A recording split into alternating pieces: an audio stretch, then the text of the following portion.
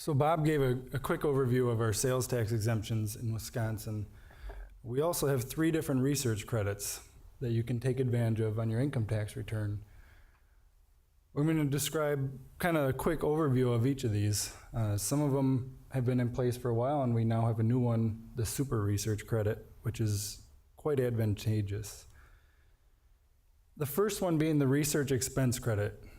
You can claim a credit on your income tax return, reduce your tax liability for qualified research expenses, but it's only for qualified research expenses over a base amount. It's kind of similar to the federal research credit in that it provides an incentive for increasing your research activities. Instead of just maintaining a constant level of research, you get a greater credit for increasing your research activities each year. The unique thing though for Wisconsin is that our research credits, all of them, are only available for businesses that are taxed as C corporations. So basically you have to incur a corporate tax liability in Wisconsin in order to get the benefit of a research credit. So those organizations that are set up as S corporations, partnerships, limited liability companies are not going to be able to claim any of the Wisconsin research credits. So we are more limiting than both the federal government and a lot of the states around us as far as the tax credits are concerned. Hey Nate, just a comment. And this might be a question for actually both of you. Any sense of what, if there's any movement within the Wisconsin legislature to maybe change that law to make the credit available to flow-through entities? I'm not aware of any legislation on the table right now. I am aware of states such as Iowa and Minnesota that since having expanded their credits, it's been overbearing for them to administer. So I don't know, obviously with any new legislation or expansion of credits, there's a fiscal impact. So yeah, that's up to our legislators to decide. I don't think the department has put anything on the table, nor am I aware of anything that is legislatively in progress. So our normal research expense credit is equal to 5% of your qualified expenses. And it's qualified expenses that are in the qualified research activity. So there's kind of 2 definitions that you have to meet. Both the activity has to be qualified research, which we'll discuss, and the expense has to be a qualified research expense. Those expenses then are multiplied by the 5% that's over the base amount to compute the credit. The computation, by the way, is beyond the scope of this presentation.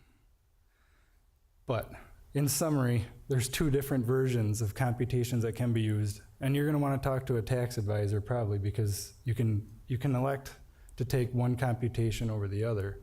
One method might offer more of a credit to you in a certain year than in the next year. The regular computation is difficult because it goes back to base period years of 1984 to 1988. Now, if you weren't in business then, what we call a startup company, a startup research company, there's a formula that's in place that computes your base amount over a 10-year period. So theoretically, there's a lot of documentation that could be maintained for old tax years in order to compute your research credit. Whereas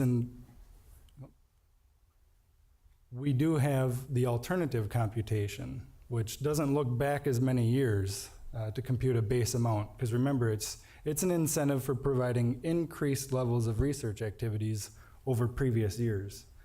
So the alternative computation doesn't look back as many years to substantiate or to compute the credit. Do you want to add anything?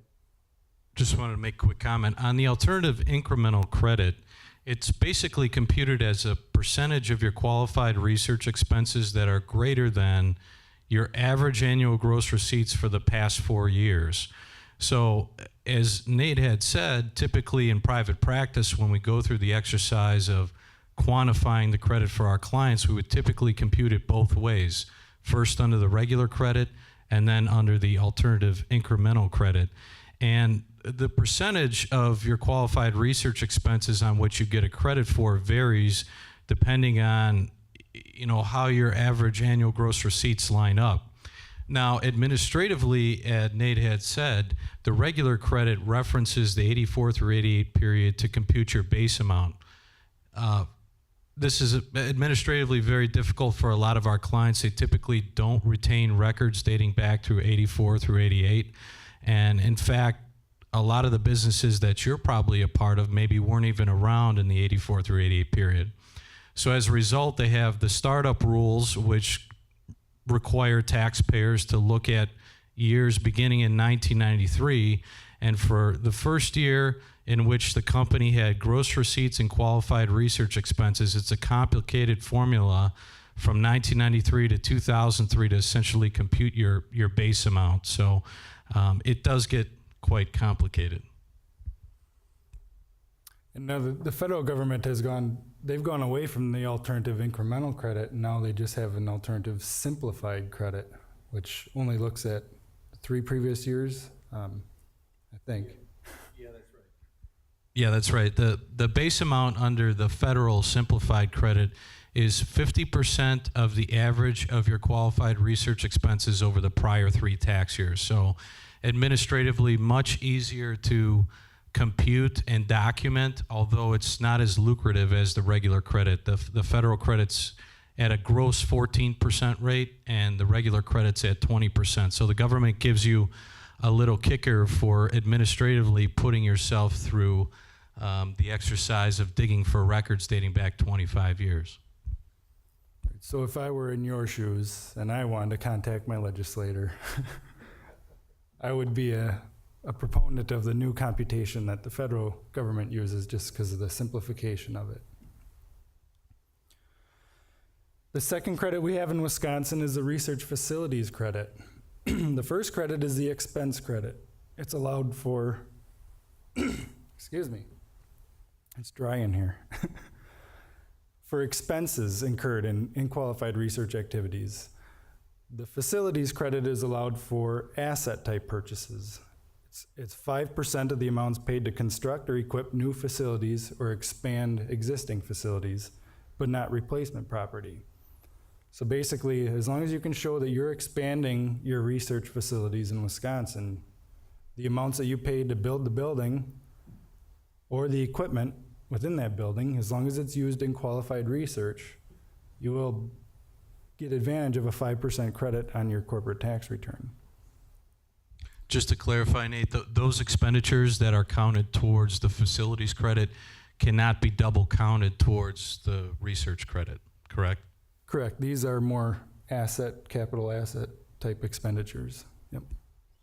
The unique thing about the research facilities credit as opposed to the regular expense credit is there isn't a base amount. So it's 5% of the amount that you paid or incurred. For both the expense credit and the facilities credit, Wisconsin has increased the level from 5% to 10% for certain types of activities. Now, probably not so much for the biotechnology industry, but those 2 increased levels of credit are for designing internal combustion engines and the vehicles for those engines. There's a lot of vehicle manufacturers in Wisconsin. And designing and manufacturing energy efficient lighting systems, building automation and control systems, etc. So if you participate in these specific types of activities, you get an increased level of credit.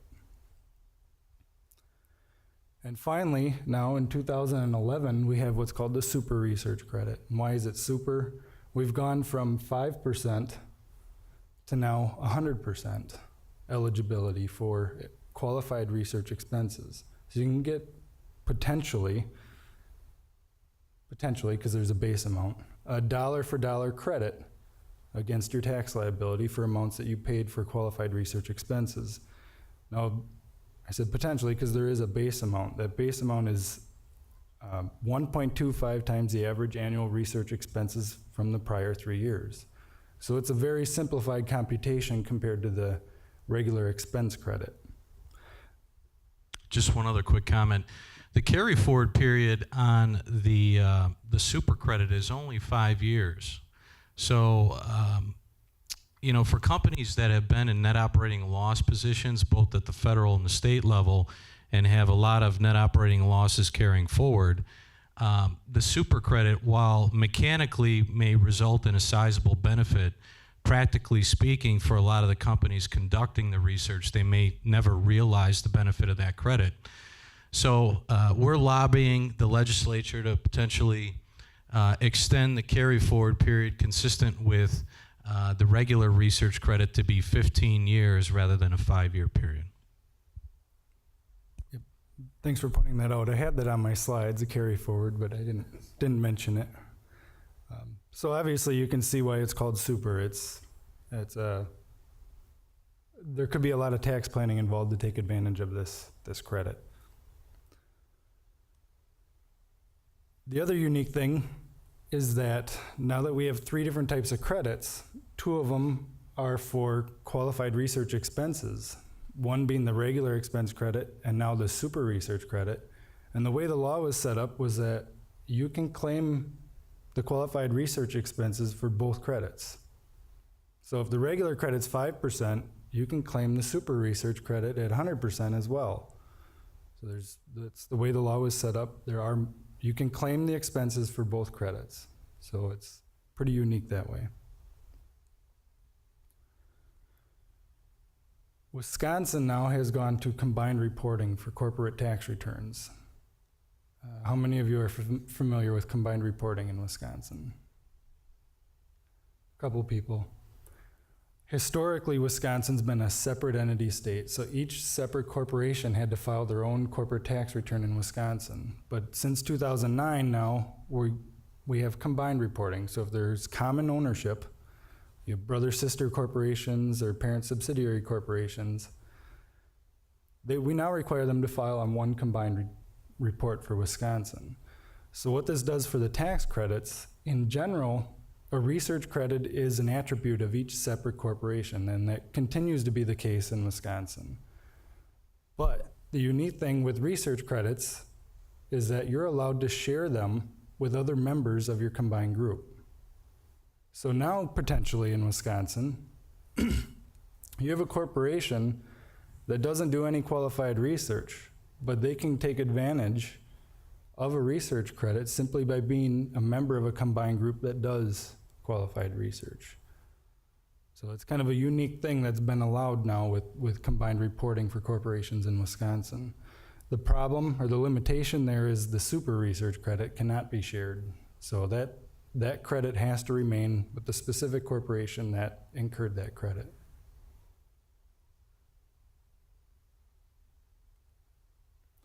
How do you claim the research credits? Well, on your Wisconsin corporate tax return, which is Form 4 for Form 5 for Wisconsin, by attaching Schedule R meaning research. Parts 1, 2, and 3 on the Schedule R compute our regular credit, the research facilities credit, and the super research credit. Otherwise, you have to attach a separate schedule for those 2 types of activities where you get the bump from 5% to 10% credit. Any questions so far?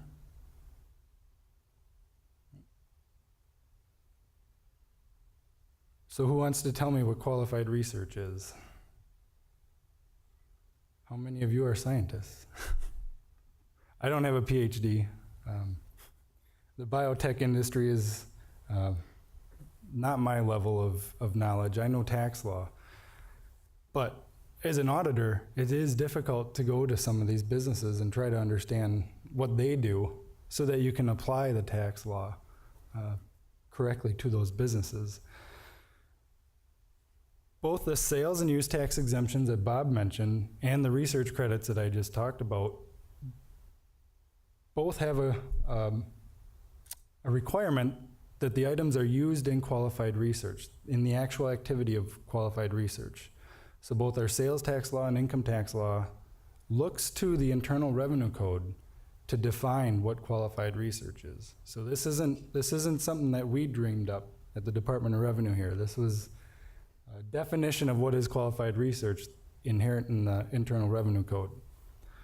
So qualified research in the Internal Revenue Code means an activity with respect to which expenditures may be treated as expenses under Section 174, and we'll get into what those are, is undertaken for a purpose of discovering information which is technological in nature, the application of which is intended to be useful in the development of a new or improved business component, and substantially all of the activities constitute elements of a process of experimentation with a purpose relating to a new or improved function, performance, reliability, or quality. It's kind of a long definition. It kind of seems broad in a sense, but I've kind of identified 4 different parts, and I've underlined them of the test that has to be met in order to be qualified research. 1, it has to be an expense, a research expense, by reference to another section of the Internal Revenue Code. 2, you have to have a purpose of discovering information, which makes sense if you're performing research. But then you also have to identify the business component, the new or improved business component upon which you're attempting or performing your research.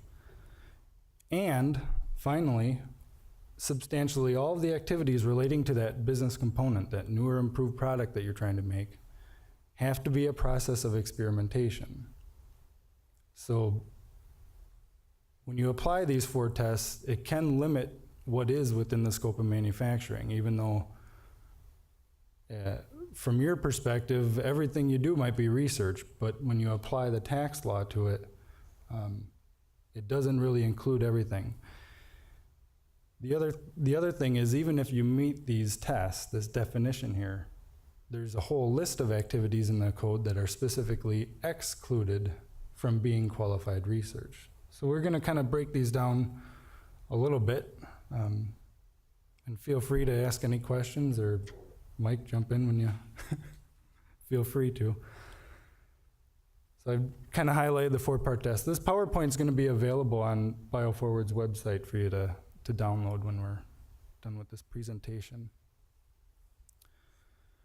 The business component test, the Section 174 expense test, discovery test, and the process of experimentation test. So those 4-part tests that has to be met to be qualified research. The first one being what I think is the big one is a business component test. A business component can be a new product, a process, a computer software, technique, formula, or invention that you plan to hold for sale in your business or use in your business in carrying on your trade or business. So obviously a product could be a drug, a process could be machinery and equipment to produce a new drug. Or the technique. The regulations say that if you develop both the product and the process by which to make the product, you have to treat them as separate business components. And you have to apply the 4-part test separately to each business component to determine whether or not it's qualified research. So I have an example here of a bike helmet and machinery and equipment to make a bike helmet, but you can apply it to what I just mentioned with the drug. And now you need to develop the process by which to make a new drug. Both the product, the drug, and the machinery and equipment to make that, the process, have to be considered 2 separate business components, and you apply the 4-part test to your activities for each business component to see if they qualify. And then there's also a shrink back rule that says if the 4-part test doesn't meet, doesn't qualify the business component, then you look to the next subset of elements to determine whether that business component qualifies. And again, I have an example that's not really conducive to the biotech industry, but let's say you're developing a new piece of medical equipment, and part of that medical equipment is technology developed by somebody else that you're now adapting into your new piece of equipment. It's potential that your activities with regards to developing that piece of equipment, part of it's qualified and part of it's not, because you have the shrink back rule, and only the portion that relates to your discovery of new information might be qualified research, whereas adapting some other person's technology that's already been discovered and researched would not be qualified research. So overall, the scope, you're developing one new piece of equipment, but for purposes of applying the tax law, you have to break it down into separate business components in that scenario.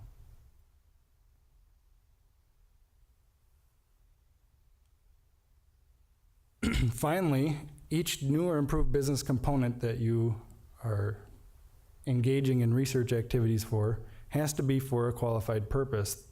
Those qualified purposes are specifically for a new or improved function, performance, reliability, or quality. And I don't think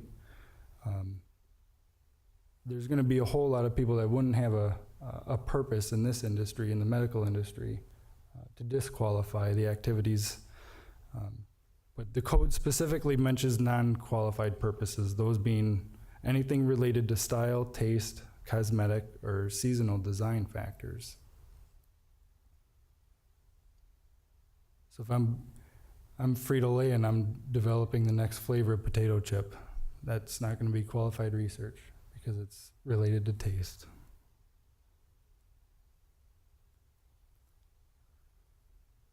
Second part of the test, the Section 174 test.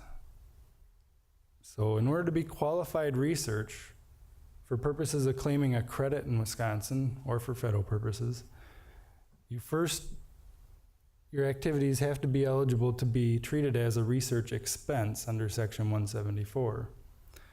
Section 174 of the Internal Revenue Code allows an expense for research or experimental expenditures paid or incurred in connection with a trade or business that otherwise would be charged to a capital account. So what this means is that normally when you engage in research activities, you're trying to develop a new asset, whether it's a tangible asset, piece of equipment, or if it's an intangible asset, some patent or research technique that you've discovered. Usually you're developing an asset and you're not allowed to expense it. You have to capitalize it on your balance sheet. But what Section 174 does is allow you to take a current deduction for those expenses on your tax return, as long as they're research and experimental expenditures. And under the Internal Revenue Code, it says that research and experimental expenditures include all costs regarding the development of a new product. And it includes all sorts of costs. It could be services, such as attorney fees paid for perfecting a patent. Everything that goes into the development or the research of that new product could qualify as a current deduction. That's just the first step in meeting the eligibility for the credit.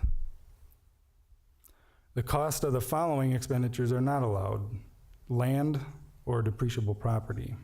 Those are assets that would not be allowed in expense under Section 174.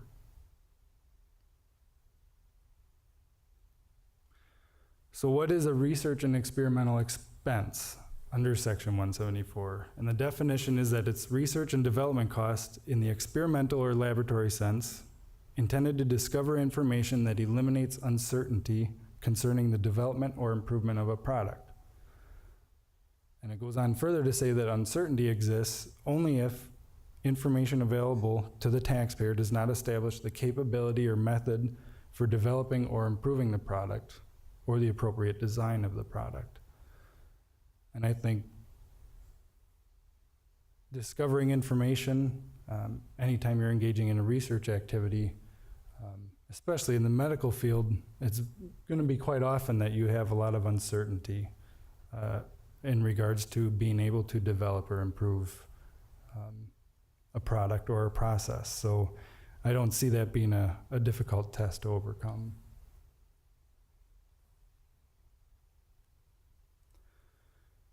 However, it also does state what is not research and experimental expenditures in the Internal Revenue Code. So there's a list of them here, such as ordinary testing for quality control. So let's say you produce a new medical drug, and once you produce it, now you do routine production tests to determine that it still meets its quality standards it's supposed to meet, that testing is not considered research.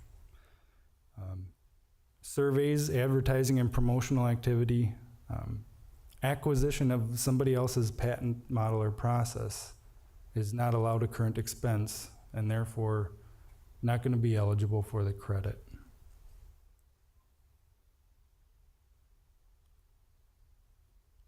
Any questions on the expense, research and experiment expense test?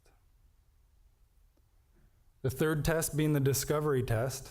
And again, I don't think this is going to be a hard threshold to overcome in the medical industry. Research must be undertaken for the purpose of discovering information, and in theory, this is already a requirement for it to be a research expense under Section 174. So it's kind of a repeat of the prior test. And it's not required that taxpayers obtain knowledge that exceeds the common knowledge of their industry. It just has to be unknown, uncertain to the particular taxpayer that's doing the research in order to fulfill the discovery test. And you have to discover information that's technological in nature.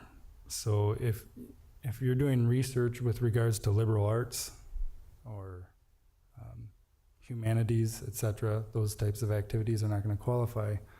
Biological sciences, physical science, engineering, computer science, those are the technological sciences that do qualify. And finally, the last test, and which is a quite difficult test to administer, is the process of experimentation test. This says that even if you meet the first three tests, you have your business component, you have qualified research expenditures under Section 174, you've discovered new information and eliminated the uncertainty with regards to the new or improved product, you still have to show that 80% of the activities, substantially all of the activities with regards to the new product or process that you're developing were a process of experimentation. And I'm not sure from a tax advisor standpoint how you can help somebody try to validate this test, so to speak. But from a medical research type of industry, I think a lot of what you do is a process of experimentation. So it might be easier than, say, other industries. But I think this is a key difference between what people say is research and what tax people say is qualified research. The Internal Revenue Code has the research expense under Section 174. But in order to be eligible for the credit, it's qualified. It has to be qualified research. There's more limitations. So, what is a process of experimentation? Well, it's in the regulations, it describes it as an evaluative process designed to eliminate the uncertainty that you're trying to discover, but it should include identifying the uncertainty, identifying one or more alternatives to eliminate the uncertainty, and identification and the conduct of a process of evaluation through alternatives such as simulating, modeling, systematic trial and error, etc. So it's probably what most scientists do on a normal day, is they develop their hypothesis and then they test that hypothesis. And as a result of the scientific process or method, you analyze those results and apply it to the next test or series of experiments that you're going to do. So the regulations at least describe that process.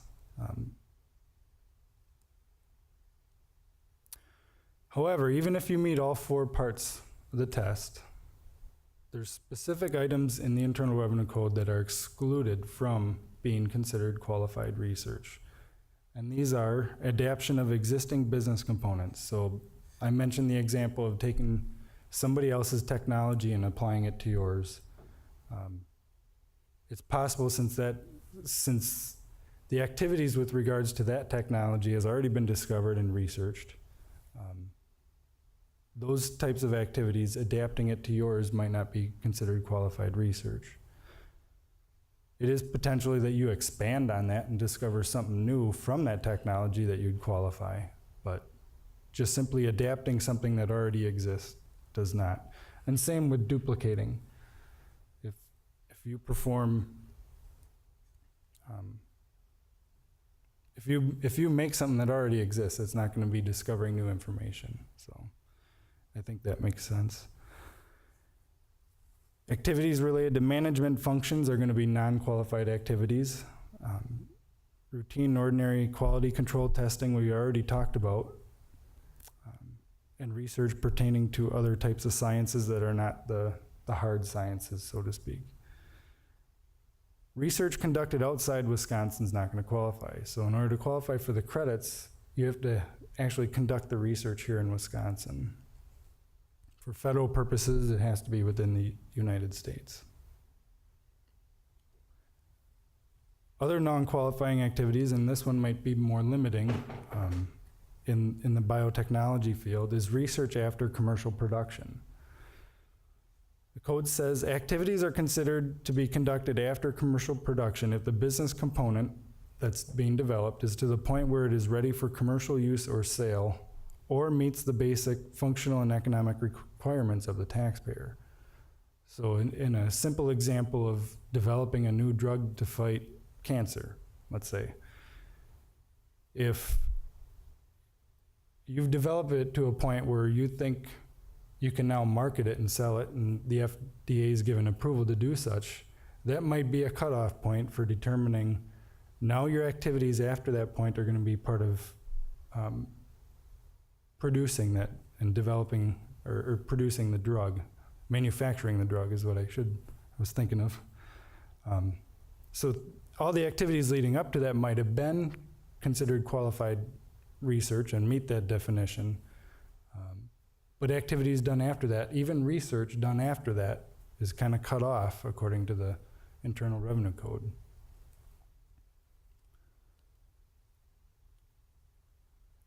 And it specifically identifies the following activities that are deemed to occur after beginning of commercial production.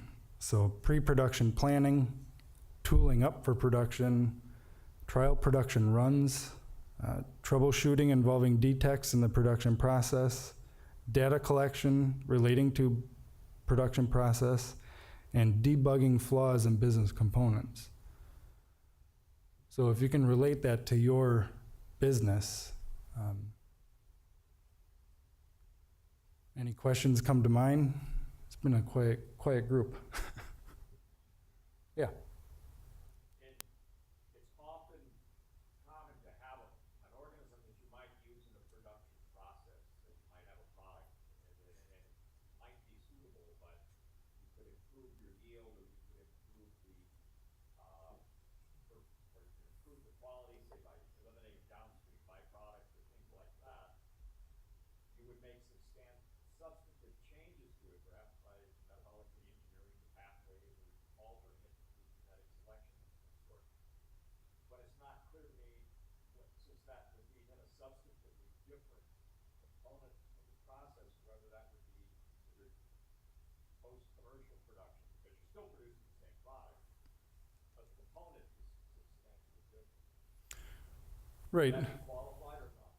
Well, I think you're engaging in a new research activity when you try to develop something you've already developed further. You try to improve upon it. And that's one of the tests, is that in order to be qualified research, you have to show that you're doing research related to an improved function or reliability or quality, et cetera. I think it's more geared, what's not qualified is the actual commercial production activities. But if you're doing research in a sense of trying to improve on something that's already existing, that could be a new research project and could qualify as well. One other comment too with respect to your question. The Internal Revenue Code nor the regulations specify the definition of improvement. What we've seen in practice, at least from the IRS's perspective, is that they've attempted to argue not necessarily in those situations, but more in a manufacturing sense, that you have not significantly improved either the product or the process. And so that directly correlates to the level of uncertainty.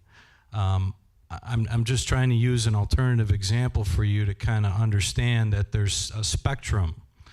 And applying the law is not black and white. There's no bright line test. In your example, I absolutely agree with Nate, that would qualify. But there are examples where the lines are blurred, especially in a manufacturing sense, where, say, you've developed a product, you've developed the characteristics of the product, and it's reached technological feasibility, but then you move to kind of this commercialization stage, if you will, and while the product itself has been developed, the process to manufacture that product has not been developed. So going back to an earlier slide in which Nate had mentioned, well, your business component can be a product or a process, you know, there are instances where that line is blurred. And so while the qualified research may cease with respect to the product itself, you still can potentially have qualified research related to the process too. So.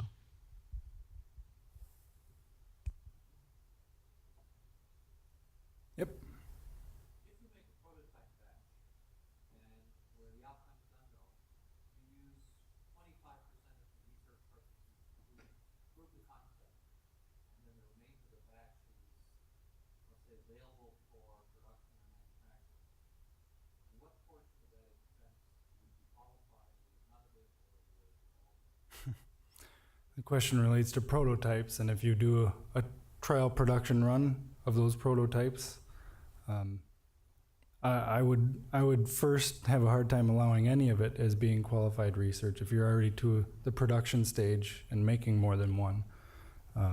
But that comes from an auditor's perspective. So, what's your take on that, Mike? Well, I certainly would have to differ. You know, again, you have to distinguish between the product and the process. So if the product itself has reached the prototype stage, I think what you're really talking about is your process developed to the point where you can produce a product that exhibits the requisite quality, reliability, or something on that order. It sounds like maybe the characteristics of the product were developed, but this is more on the process side. So in practice, that's kind of what we have seen where, you know, kind of spinning the argument to say, well, no, it's not product research, but it's really process research. You really have to dig your heels into the facts a little bit more. And again, this is an activity-based credit. It has nothing to do with the technological level of innovation that your product represents. So, and this really speaks to, I think, a grander issue. In 2009, there was a court case that came out. It was called TG Missouri. And in this particular court case, the taxpayer claimed supplies that were treated as inventory that were not depreciable in the taxpayer's hands, but which were later sold to a customer and had actually taken these supplies into account as qualified research expenses. And in fact, as part of the IRS's 2013 priority guidance plan, they are intent on issuing final regulations around 174, which we previously talked about, for inventory property. So I think this brings up a whole host of other issues, and I'm not really sure. You guys have probably dug your heels in a little bit with respect to TG Missouri, and I'd be interested in knowing what your take is on claiming inventory type property as qualified research expense. Well, the TG Missouri case was specific to a tool and die type issue, which I'm not certain is really in the medical field, but but the concept of it is that by reference to what's depreciable property is excluded from Section 174 as a current expense, they did allow it in that taxpayer's case. As far as our exposure, yeah, we do find a lot of difficulties, especially in the tool and die industry, but I'm not sure how it, with the medical industry, as far as that specific court case applying. Yeah, I guess I was referring it to more in a general context of what we've seen, at least at the federal level, is, upon audit, agents will make the argument that if you're trying to claim property that's ultimately sold to a customer, that the costs associated with producing that property should be capitalized under 263A rather than expensable items under 174. And, in a manufacturing industry, this plays out quite frequently, whether it's related to producing an actual tangible product or a bioorganism or whatever the case might be. So I think it is a grand concept and something that is wide-ranging and applicable to many different industries. Right. Determining whether something is a supply, is an inventory item, can vary greatly from business to business. With the idea of prototypes, not all of them are for sale. Not all of them are typically inventory. A lot of them are prototypes that are one-time things, and their further experimentation is done on those prototypes. So, it can vary greatly from business to business.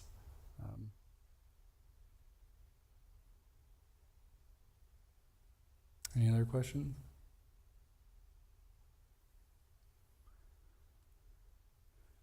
And the last thing I have with non-qualifying activities is a concept that was already brought up by Bob and Mike when we were talking about the sales tax exemptions, and that is funded research is considered a non-qualified activity. And the two concepts here that Mike had mentioned earlier is research is considered funded if the payment is received regardless of whether the research is successful. So basically, if you ask somebody to do the research,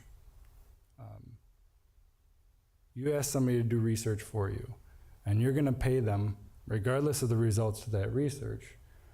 You incur a contract research expense. Their activities, they're the ones providing the research, their activities are being funded by you. So they're considered to have funded research, which is a non-qualifying activity.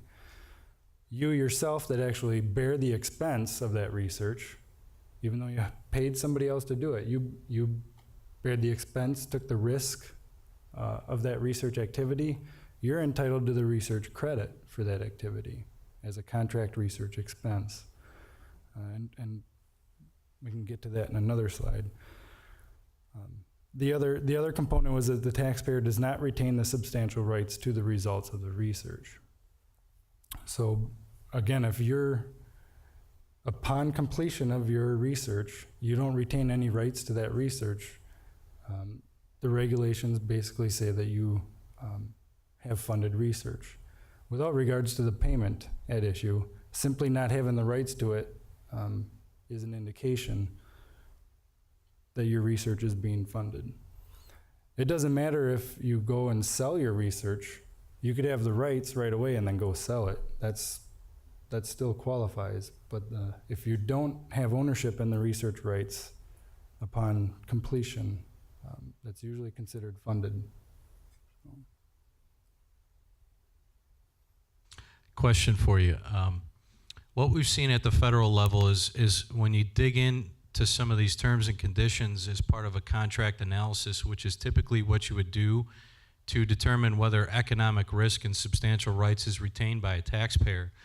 As it relates to the substantial rights piece, I've seen there be distinctions between copyrights, let's say, and the actual intellectual property itself. So for example, maybe in a manufacturing setting, you'd have the language in the contract would say something to the effect that whoever is contracting with you to perform qualified research, that party would ultimately retain any drawings or designs or copyrights as part of what you're doing.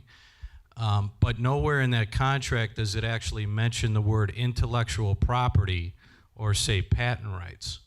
So I'm curious from your guys' perspective, based on what you've seen, would that be a situation where a taxpayer can make the argument that they do retain substantial rights to their research? I've never been never had to deal with that specifically, so I have to do some qualified research and get back to you on that. What we do find common, and you mentioned this earlier, was especially in the funded research, what is funded and what's not, is that contracts can vary greatly. Anything can be put into a contract, and you almost need to be an attorney to understand some contract language, not necessarily a tax auditor. So, yeah, who really has the rights to the research really is on a contract by contract basis, and I can't address your question specifically. So I like to break things down simple. Say if I'm getting paid to do my research, then chances are it's being funded. Somebody else is bearing the risk of that research. So there is specific non-qualifying activity for internal use software, and there are specific proposed regulations out there with the federal government that they still follow with regards to disqualified or non-qualified internal use software. But in general, if you're developing software, there are software that can qualify as qualified research, certain research activities with developing that software. We haven't discussed what are the qualified research expenses, but I want to leave enough time here to get kind of a general overview of our audit process. There are three main types of qualified research expenses for purposes of claiming the credits in Wisconsin. One of them being wages for employees, which is a significant expense. Supplies, and we've kind of talked about supplies already, but they're going to be tangible supplies used in the research activities. And the third piece, well, there's four of them, the third main piece is contract research expenses. So we've talked about contract research. You pay somebody else to do the qualified research activities for you. You're allowed to claim 65% of that payment as qualified research expense in computing your credit. So the three main types of expenses, again, for income tax credit are supplies, wages, and contract research payments. There's also for rights to use computers, which I don't see as often, but that is another eligible expense type. Wages are going to be for people that are specifically directly performing that qualified research activity. It also includes direct supervision and direct support of the qualified research activity. So in theory, your first tier supervisor could potentially qualify, but a second tier or higher up management level would not ordinarily be considered a qualified research expense unless they themselves are doing qualified research activities as well. So indirect supervision and support could be your payroll, your accounting staff, etc. It's just the people that are hands-on engaged in the qualified research activities that are going to be eligible.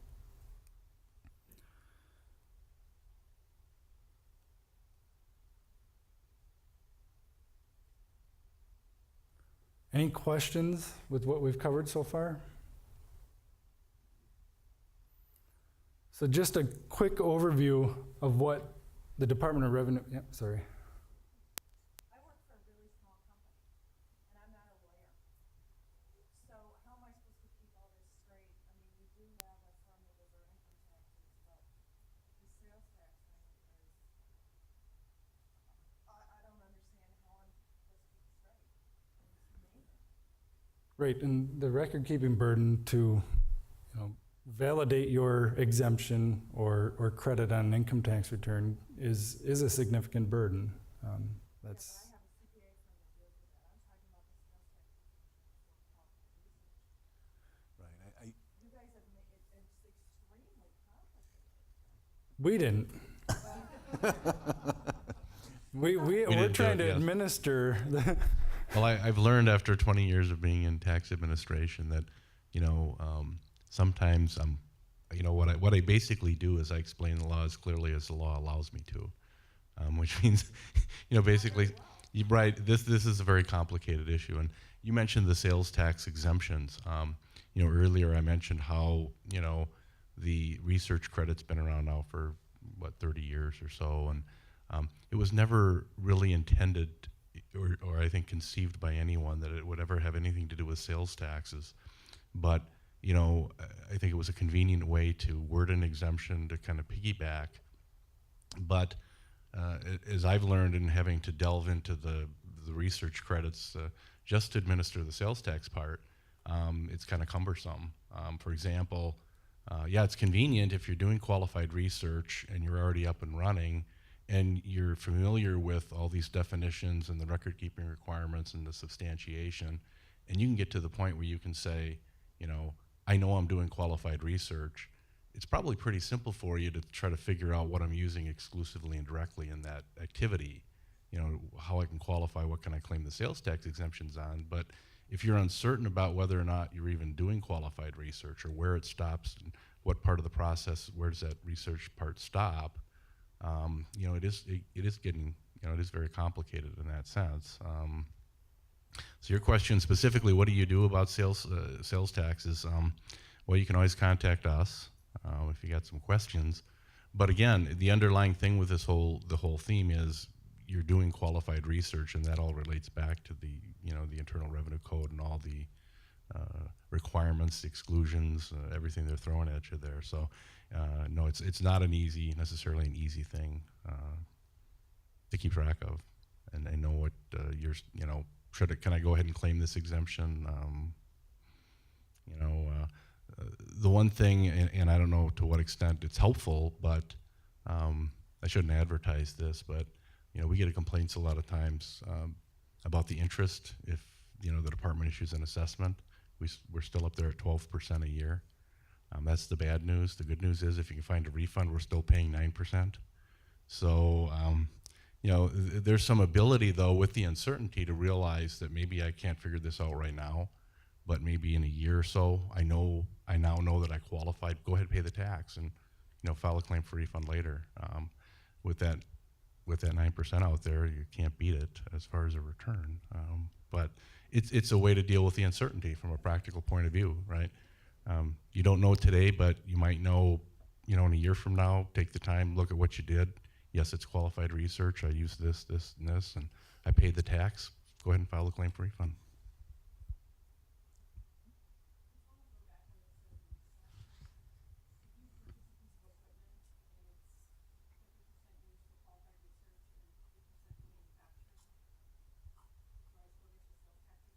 Okay, the question we have, I buy a piece of equipment, I use it 50% of the time in qualified research, I'll say in an exempt manner, and then the other half of the time I use it in manufacturing where it would be exempt as well.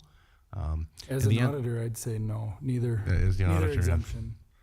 Unfortunately, this is an area where I kind of trump Nate, and I'd say go ahead and claim it. Sometimes the auditors have to ask me for some guidance. But basically this comes up in a number of contexts where if you read the literal language of the exemption, it says, well, you have to use it at least 95% of the time in qualified research. And you really don't do that, do you?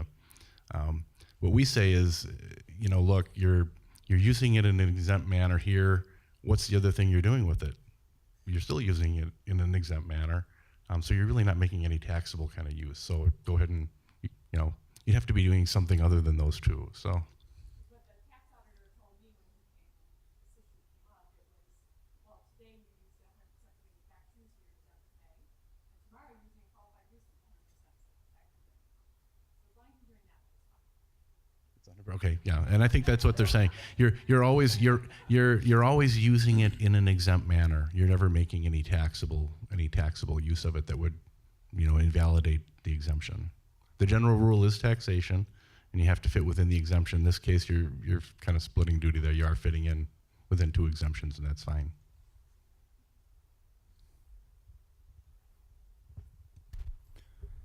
So just a quick overview of our audit process We usually go back 4 years of records, so that's a lot of records to look at. And I think as a field auditor, a lot of taxpayers can get overwhelmed with how long an audit process takes, which is understandable. But initially, we have an initial conference, discuss what records are available, request records. After we review records, again, we're making determinations just as you have to try to make determinations as to what is a qualified deduction or qualified expense for the credits. Sometimes there's multiple records requests because you have to gather more information to make that verification that, yeah, you are eligible for the credit or the deduction, et cetera. But ultimately, we issue what's called a proposed audit report and have a final conference to go over those findings with you. So it's not like we come in, leave, and issue you a bill. We as auditors, try to work with you on the audit. But more specifically to the research credit audits, it's very unique in that it's on a case-by-case basis as far as what we're gonna look at in an audit. And we kinda have to weigh our risks of what doesn't qualify, just as you are weighing your risks on what does qualify and claiming the credits on your tax return. So each audit is gonna have a different approach to it based on the documentation that a taxpayer has and the facts and circumstances surrounding that audit. Generally, we rely on the Internal Revenue Code, actually the IRS audit technique guides. Since our law mirrors or piggybacks on the federal law, we kind of look to the IRS for guidance. So I can tell you with certainty that the IRS is more proficient at auditing research credits than the state of Wisconsin. They have specific engineers hired, more resources than we do. So we tend to look to their guidance as to how to proceed. But in general, our preliminary review is going to be asking for the tax work papers that you use to compute your research credit, or your accountant used. That's our initial request for information. Show me how you computed the research credit.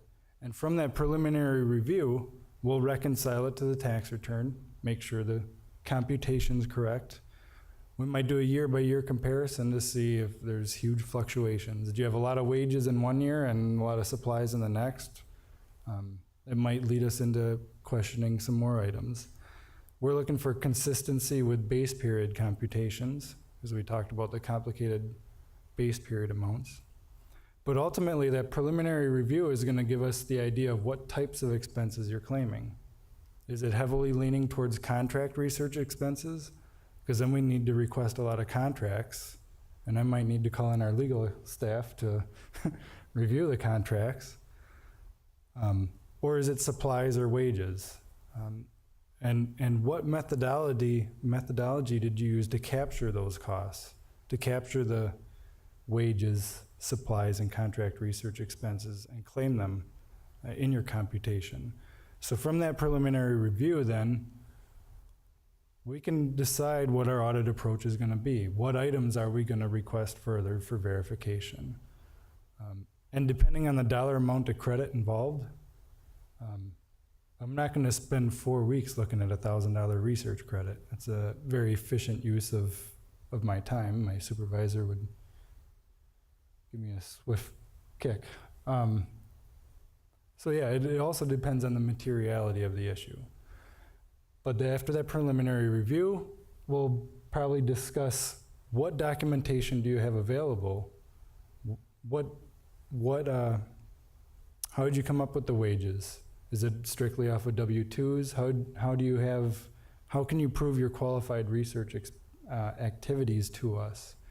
Do you have project meeting minutes, et cetera, that can prove a description of your activities? Sometimes tours of facilities are just as good as records, an actual physical observation that there is a process of experimentation occurring. And ultimately, sometimes interviews need to be made with the people, with the scientists out in the research lab. What do you do on a day-by-day basis? That'll give me a better idea of what you do on a day-to-day basis to determine whether what your activities are qualified research activities or not. So I guess there is no set guide or audit plan. It's kind of a case-by-case scenario how you approach the audit. Any other thoughts on that?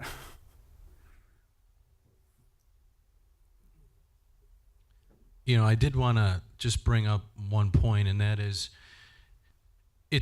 a lot of how your audit goes depends on the personality, let's say, of the auditor that's involved, and you know, I mean that with all due respect to you guys.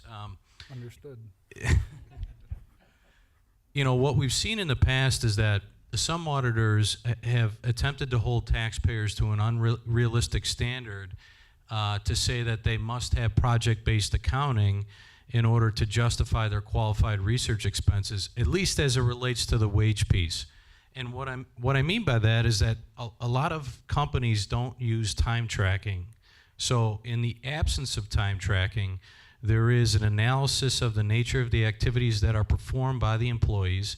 There ultimately, in all instances, or most instances, is probably an interview with those employees to kind of fill in the gaps in the documentation. And we have case law that provides us the ability to rely on that methodology. There was the McFerrin case, the Union Carbide case, and a whole host of others that allow us to approach it from that perspective. But depending on the personality of the auditor you get, they may take a more aggressive stance, or they may take a more lenient stance to the methodology that was used, at least from the wage perspective. And I guess Nate, from your perspective, which way does the pendulum fall for you on the use of oral testimony to kind of supplement the absence of formalized time tracking? Well, in my experiences, I don't like estimates. just to be frank with you, because the regulations require that there's you have to keep records in substantial, or I forget what the terminology is, but basically you have to keep records.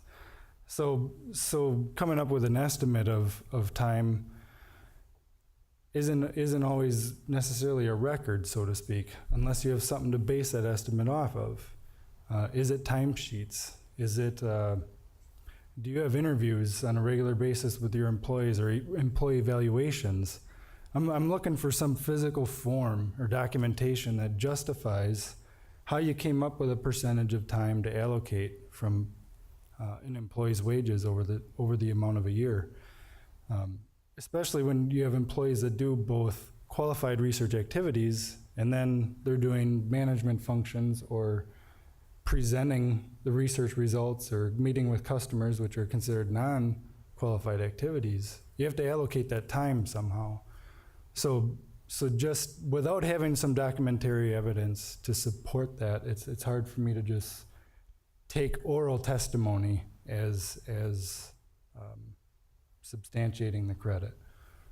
So obviously, our jobs as an auditor are to validate, not just to the state of Wisconsin and all taxpayers, but also to every other business that wants to be entitled to research credits as well, that we're treating everyone fairly, and that so-and-so is getting a credit.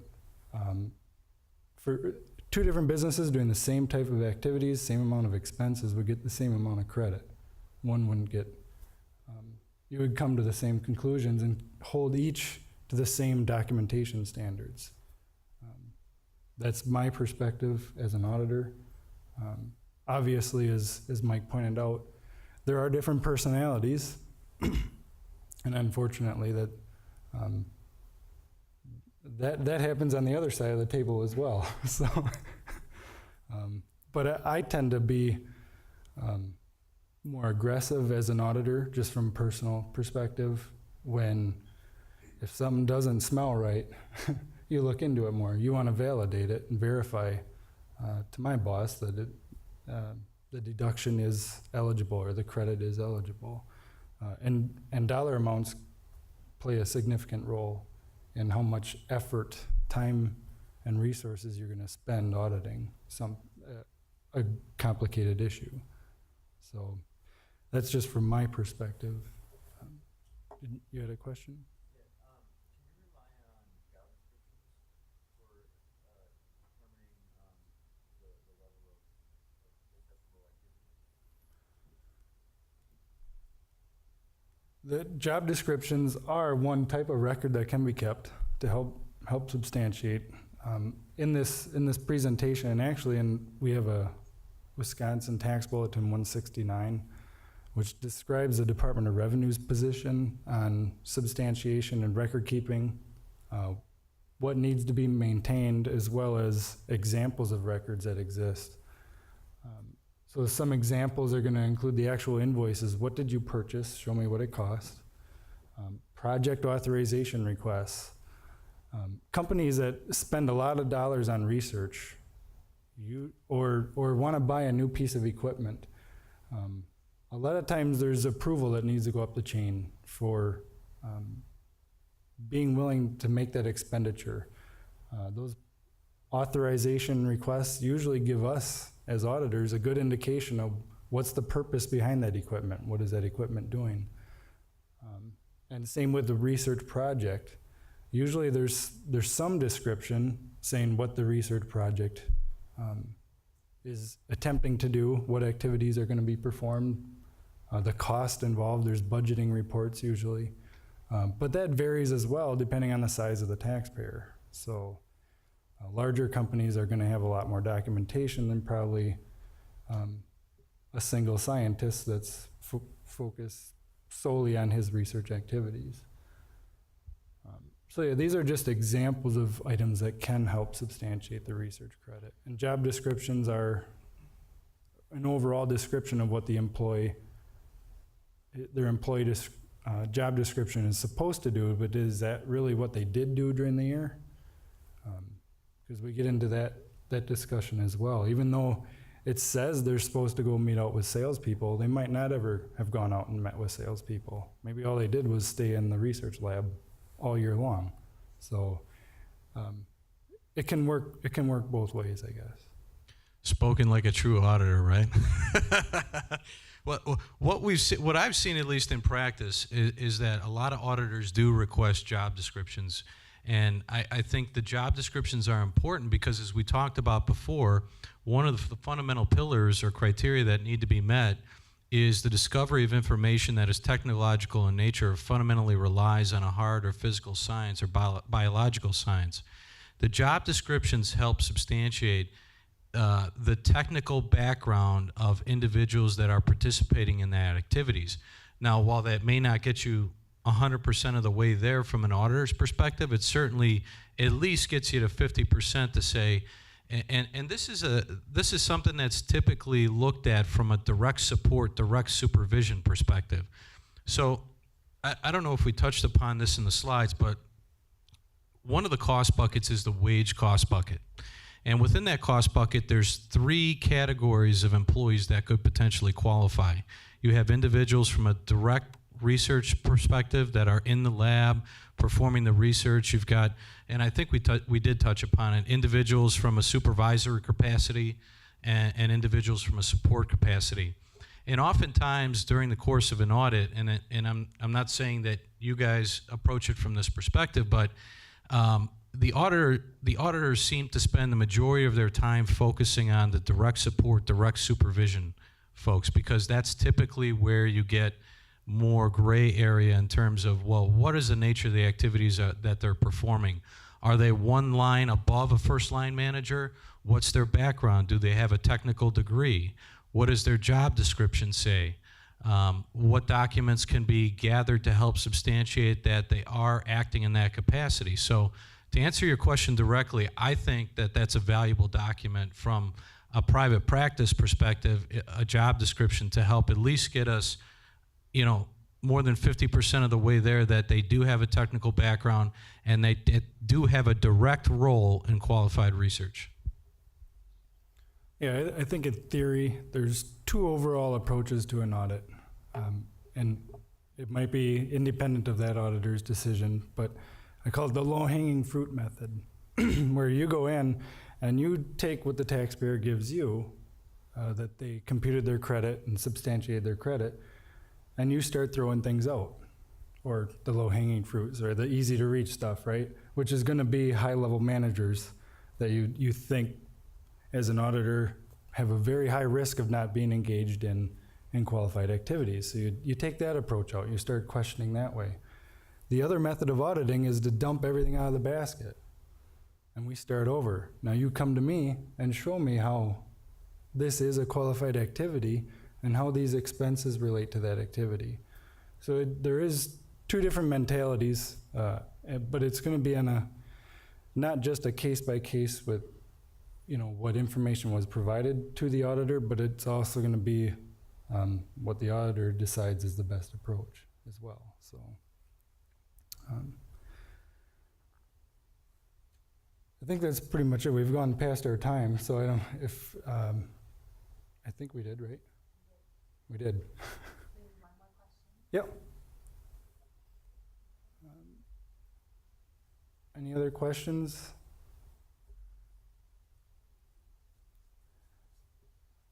Thank you.